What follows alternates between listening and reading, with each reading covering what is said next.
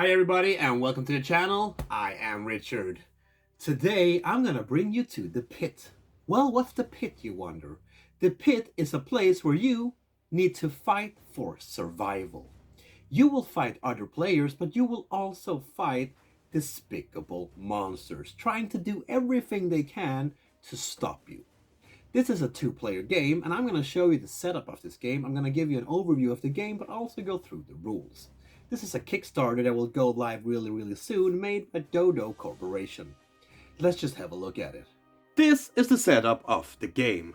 In the middle of the gaming area you have the big board. On this board you place two player fields, and on the player fields in the center you put the pit.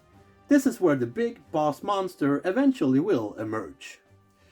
Each player picks a character of their choice, along with their ability cards. Each character have their own specific ability cards. We need to separate the artifact cards from the treasure cards. On the event card place is where we place the event cards. And on the treasure place is where we put the treasure cards. These decks should of course be shuffled good. On each player field we need to spawn two line of walls. These are the walls, and a line of walls are three of these tokens connected together. Now we need to roll the 2d10s to determine where to put our first wall tile. So we roll the 2d10s. I got a black number 2 and a white number 5. Meaning that I should look in the black field up here at number 2 and in the white field down here at number 5. This will give me the location of the first wall tile. Now I need to place out the two others adjacent to the first one. And I can put these in a row like that, or in a row like that, but I could also choose to put them diagonal. Once I've done the first wall line, I need to do one more for this player. Once this player have the two wall lines, we'll do the same thing for the second player. Once we have placed out the two wall lines in each player field, we also need to place out two minions in each player field, using the same 2d10 system, rolling the white die and the black die to determine where to put them on the board. On the minions you can find a number, going from 1 to 4. These numbers correspond with the numbers in this box. So here you have the first minion, second, third, and fourth minion. This is their stats, meaning that you have the first minion's health stat here, and the second one's here, third and fourth. Here you have all the minions' attack value, their defense value, and their move value. When the minions have been placed out, we also need to place one treasure in each player field. Again, using the 2d10 system. On the two player fields, we have some different zones. We have the little square up here, which is the safe zone. Then we have the influence zone, marked out by the lines that you can see here. And the rest of the gray tiles in the middle is the dungeon zone. Every time you spawn an event on the board, you roll the 2d10s, but if you spawn in the safe zone, you need to re-roll the dice. Same thing if they spawn on the pit or on an occupied tile. Once we have done the setup on the board, we put out the rest of the tokens in easy reach for all. We put the monster standees and miniatures next to the board, and then we randomly pick a boss that we will fight and meet in round 4. At the beginning of the game, you should put any token on the time warp track. This is for you to count the different rounds. So here you have the first round, second round, third round, and fourth round. Up here is where the boss will arrive.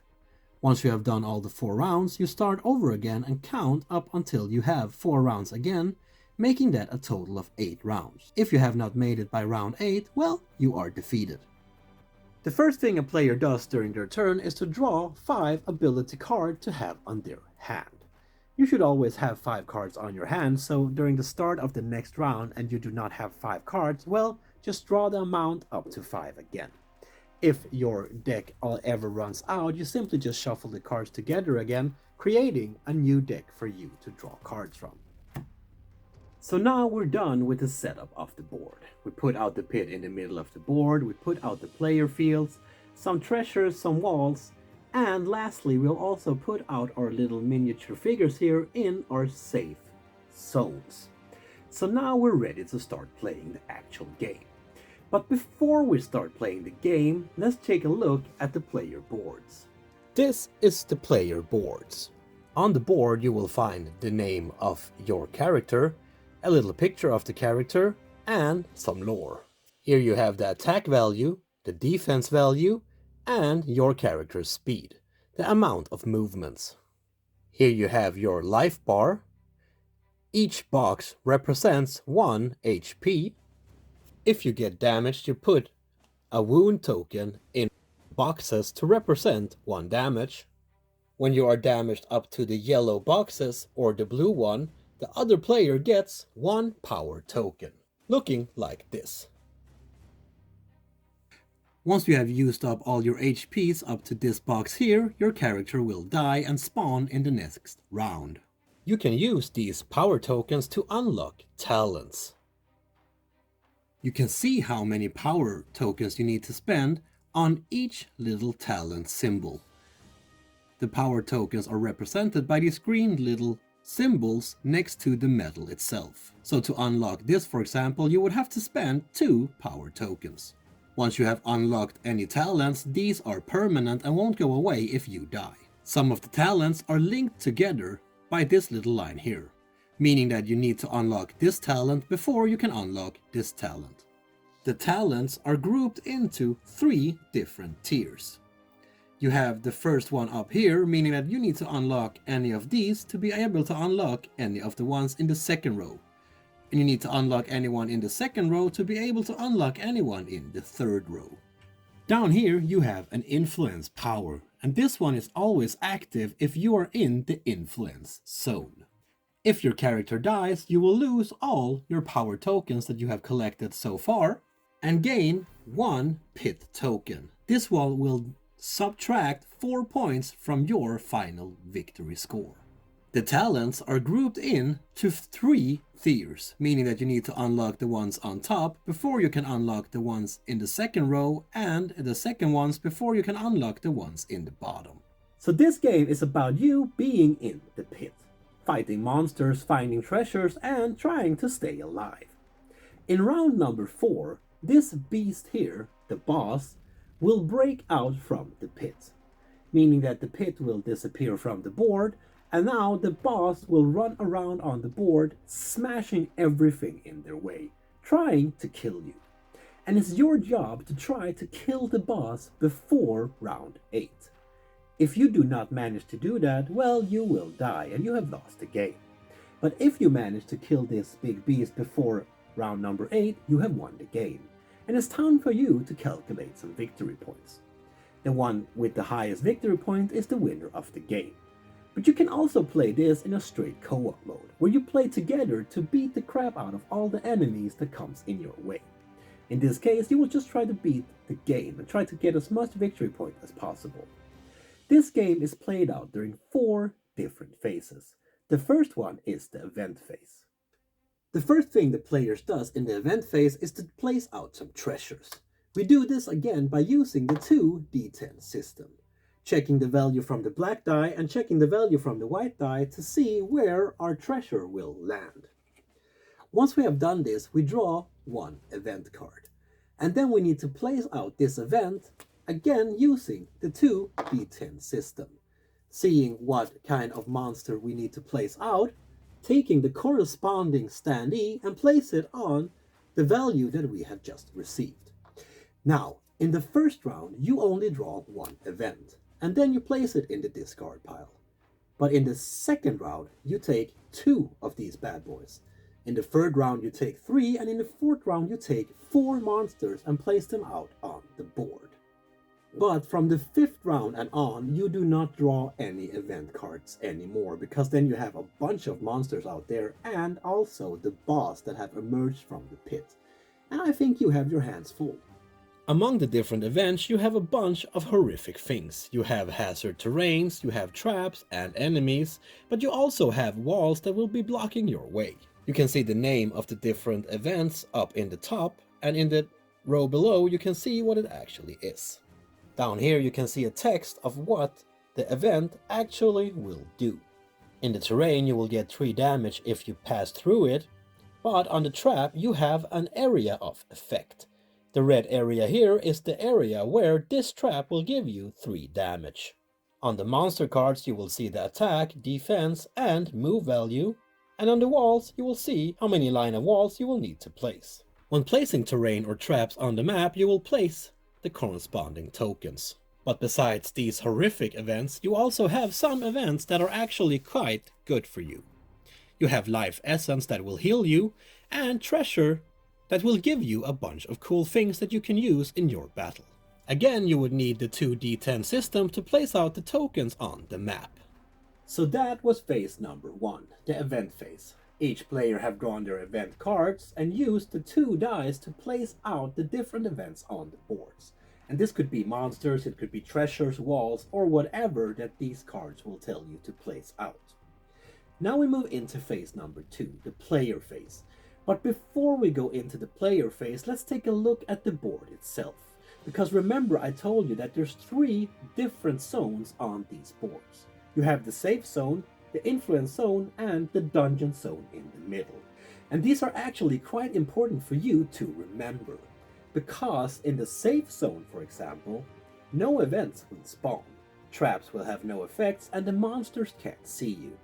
Now, of course the other characters ignores these rules, but if you start your turn in the safe zone, you will actually heal 2 wounds. So this is quite important for you to remember in your gameplay. If you ever feel that you are in a bad spot, you can always flee back home to get some more HP and get a little break from these damn monsters. So that was the safe zone. But we also have the influence zone. And you can see the influence zone by looking at the colored line here. And where the safe zone ends. The middle here is the influence zone.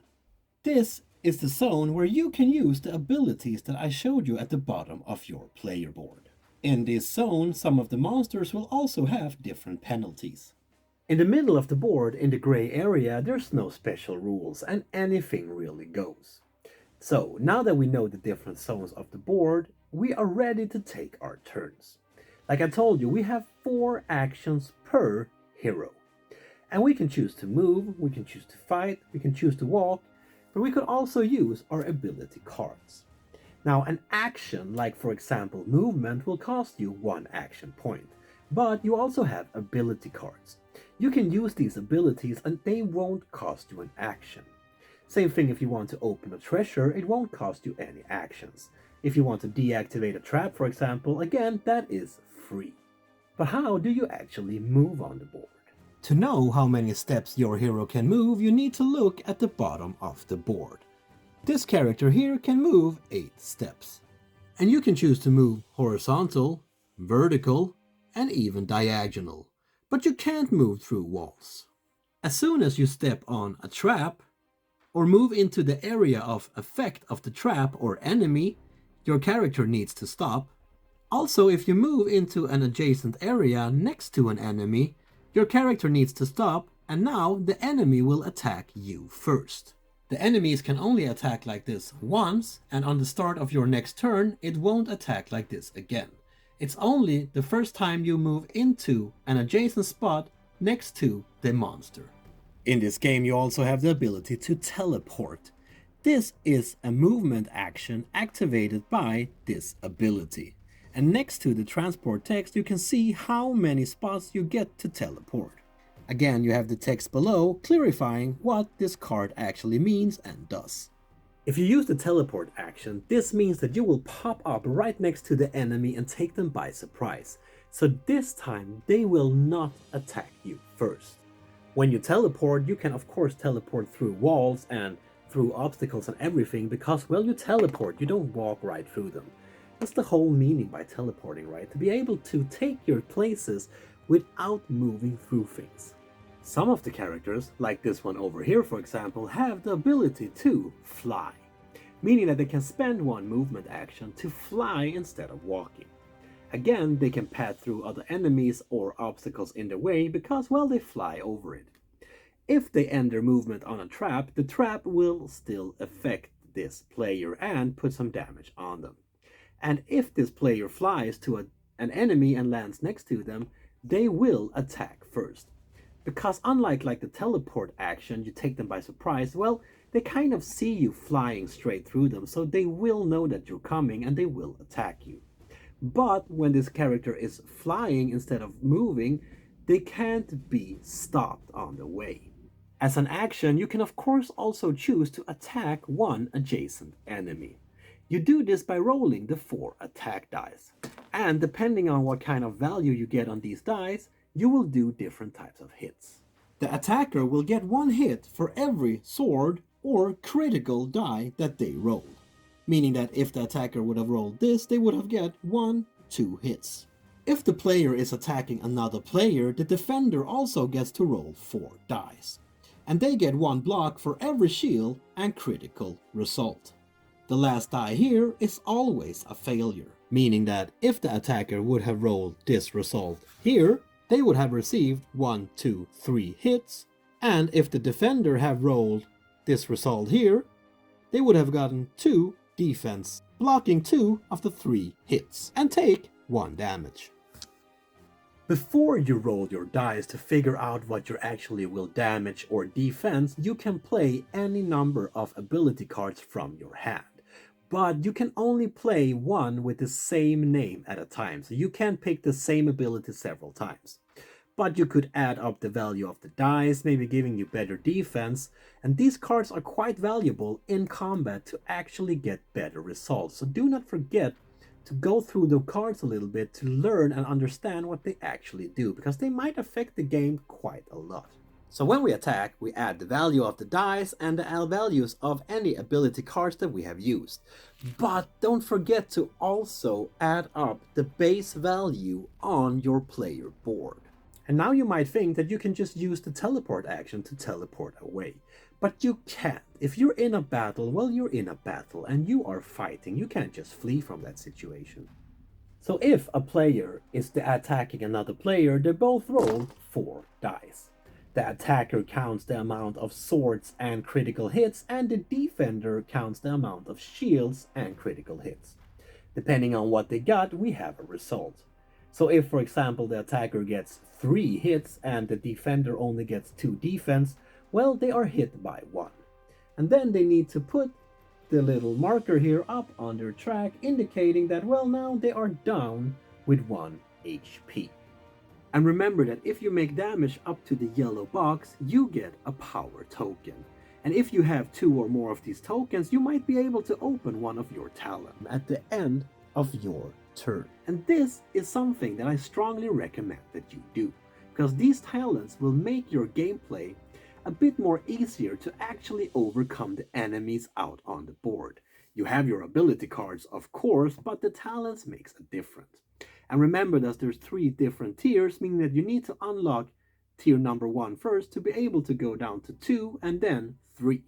If you meet a monster, on the other hand, things get a bit different, because they do not roll dice. They use their stats on their card. To see what kind of damage or defense the enemy has, you need to look at the enemy's card. Again, you can see the attack value here is 9, the defense value is 7, and the movement step is 6.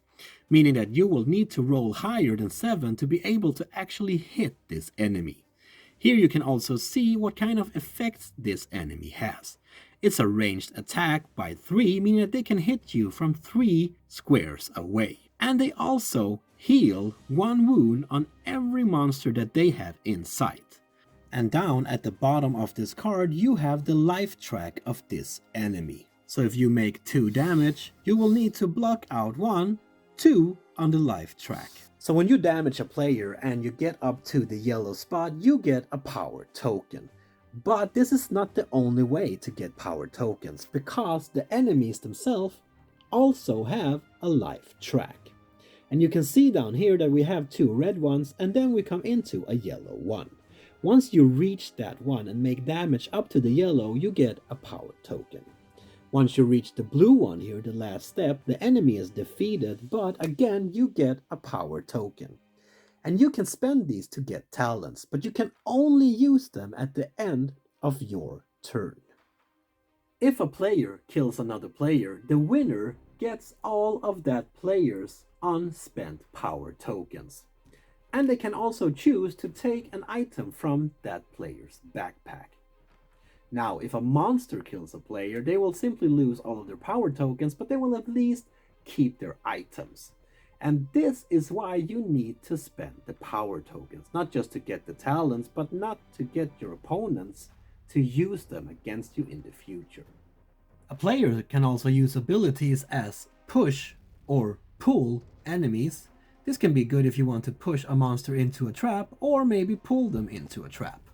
A player can also use abilities as taunt, for example, meaning that they will yell out profanities to the enemies and draw them to them. You can use counterattack, which is an ability that you use during your enemy's attack to counterattack on them. And of course you have ranged attack as well. Now, to do a ranged attack, you must be in the range that is stated on the card, and you must also be able to actually see who you're hitting.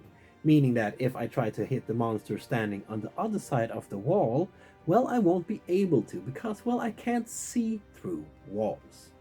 So if this character here would like to make a ranged attack on the monster here, they can't, because there's a wall in the way.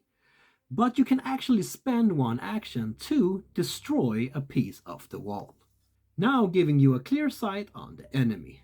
A player can also choose to open a treasure if they are adjacent to it. They could choose to do this without using an action and do this for free.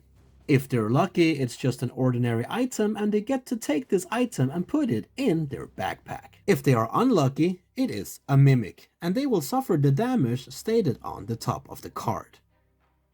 If they choose to not open this treasure without using an action, they can choose to attack it, spending one action to attack the treasure. If the treasure is a mimic, you defeat this mimic instantly without taking the damage, and you gain 1 power token. And again, if it's just an ordinary treasure, you simply take the item and put it in one of your empty backpack slots. If it's not an ordinary mimic, but a mimic Rex, you will get 2 power tokens. Once you're done with the treasure, you remove it from the map. Players can also use 2 actions to deactivate traps. So you can deactivate traps by using actions, but you can also deactivate the trap by rolling the D10.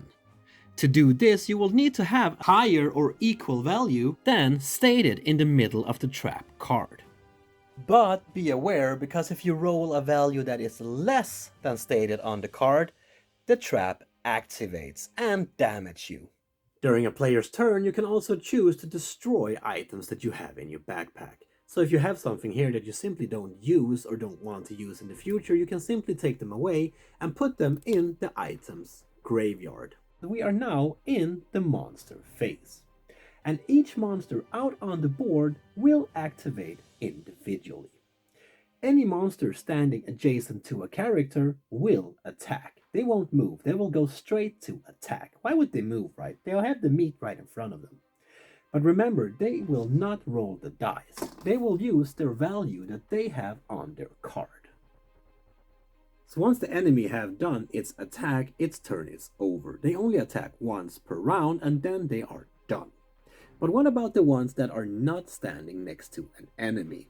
Well, they will start to move.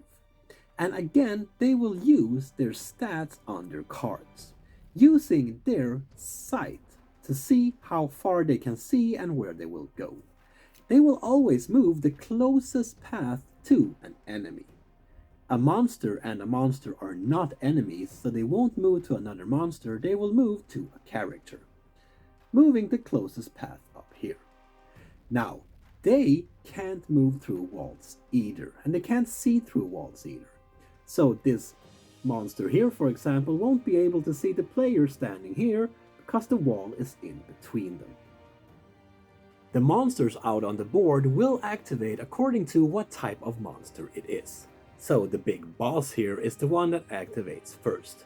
Then we have the mini bosses here, they will activate second, and lastly we have the minions. They will activate last. If for some reason a monster can't see another enemy due to a wall or any other objects, they would need to roll the monster movement die, looking like this. This one has arrows on it and will determine which way the monster will move. Once we have established which way this monster will move, we again need to look at their monster card. This one will move 6 steps to the right.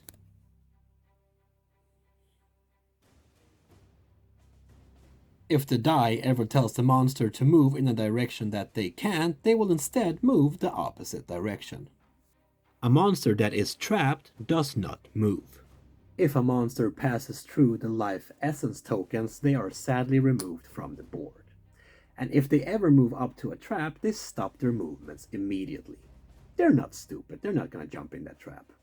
And this is the way the first 3 rounds goes on. We move around on the board, we get some treasures, we defeat some monsters, hopefully, and we try to survive, the players going first and then the monster phase. But when we come up to round number 4, things get a little bit worse, because this is when the monster bursts through the center of the pit. So now we remove the pit from the board, and in comes the big bad monster. And they go straight nuts right away. But first, let's take a look at their player board. Up here we can see the life bar of this boss. Again we have the different squares where we will get power tokens.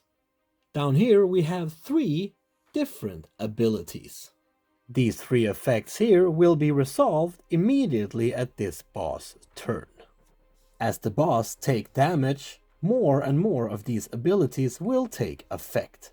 So during the first part here we have 1, and then the next one will open up here, and the third one finally will open when we have damage up here. Here we have the stats of this boss, the damage, the defense, and the movements. And down here we have 4 different rampages that this boss will do. They are determined by rolling the rampage die. Depending on which color we have, these different rampages will activate. And here we have a reminder on what the boss actually does during their turn. They will first start by turning on their abilities. Then they will turn on their rampage.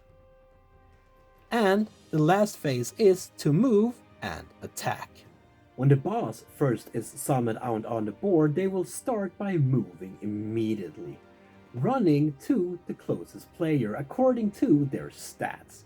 And they run through walls, they run through everything, and they destroy everything in their path to their goal, which is you. And remember that the boss will do all of these things on each of their turns, which is crazy. They will first do their ability, then they will do a rampage, and then they will move and attack you. So you really need to get in some good punches on this one because you want this gone. And again, remember that if you go another 4 rounds and you come up to round number 8 and this boss is still out on the board, well, I'm sorry, but you are defeated and it's over. It's game over for you. But if you manage to get this boss life down to 0 on the life track, well, congratulations, we have 2 winners out on the boards. And now it's time for us to calculate scores. But how do you calculate scores, Richard? Well, I'm going to tell you that right now. Because you get 1 point for every gem that you have assigned to an unlocked talent in Tier 1 and 2.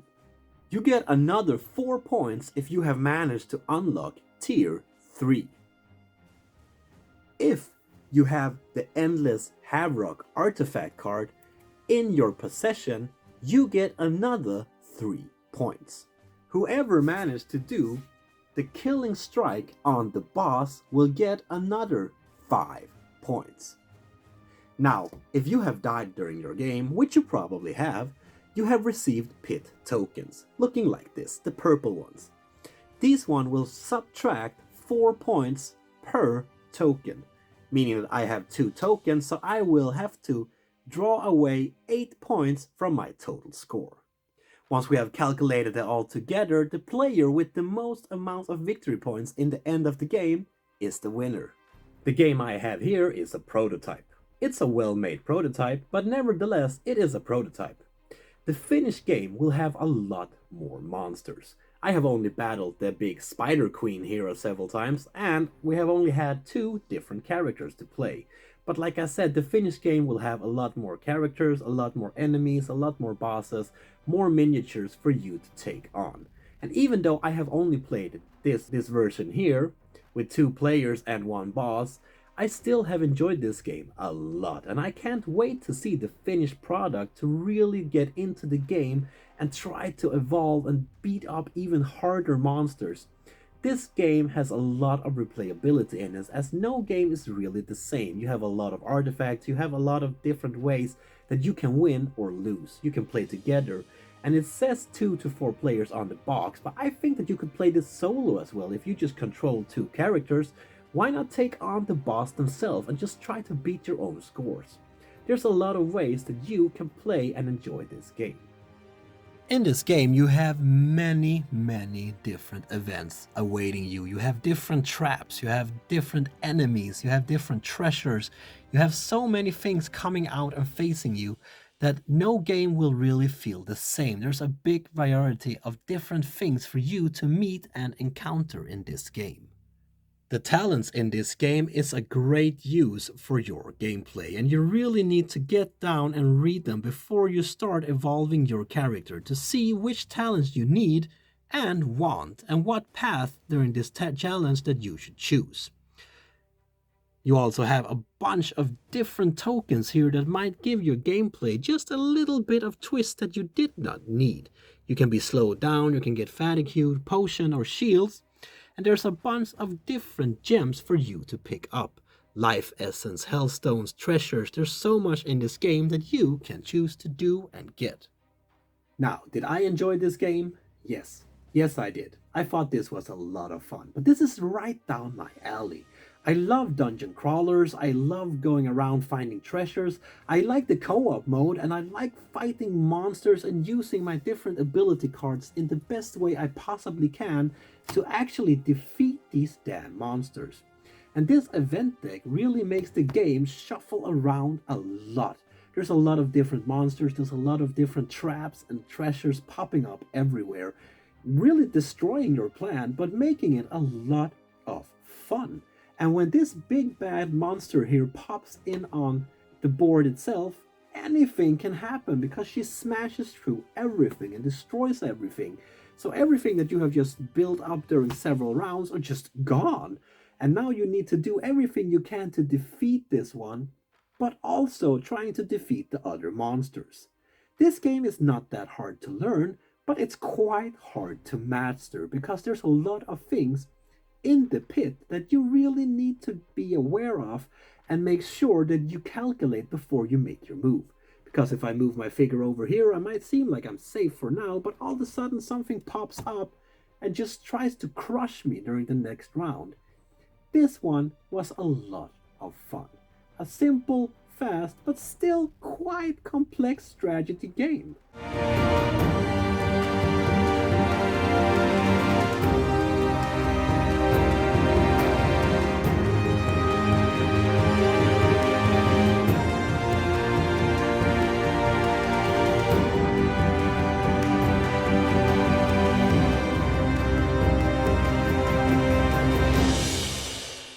There you have it, people. That was The Pit for you, and boy is this a funny game.